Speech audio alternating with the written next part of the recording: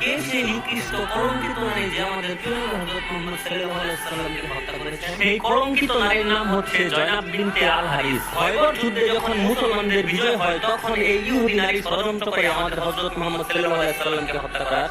সে নবীজিকে দাওয়াত দিয়ে নবীজির প্রিয় ছাগলের মাংসের সাথে তীব্র বিষাক্ত বিষ মিশিয়ে দেয়। প্রিয় নবী সাল্লাল্লাহু আলাইহি ওয়াসাল্লাম এক লুকমা খাবার তার মুখে দেওয়ার সাথে সাথে অলৌকিকভাবে বুঝতে পারে যে সেই খাবারে বিষ আছে এবং ছুঁড়ে ফেলে দেন সেই খাবার, কিন্তু সেই খাবারের কিছু অংশ তার পেটে চলে যায়। সেই ঘটনার অনেকদিন পর আমাদের প্রিয় নবী হযরত মুহাম্মদ সাল্লাল্লাহু আলাইহি ওয়াসাল্লাম আয়েশা রাদিয়াল্লাহু তাআলা আনহুকে বললেন, হে আয়েশা, খয়বরের সেই বিষের তীব্রতা আমি এখন অনুভব করছি। সেই বিষের তীব্রতা আমার হৃৎপিণ্ডকে ছিন্ন বিচ্ছিন্ন করে দিচ্ছে, আমি সইতে পারছি না।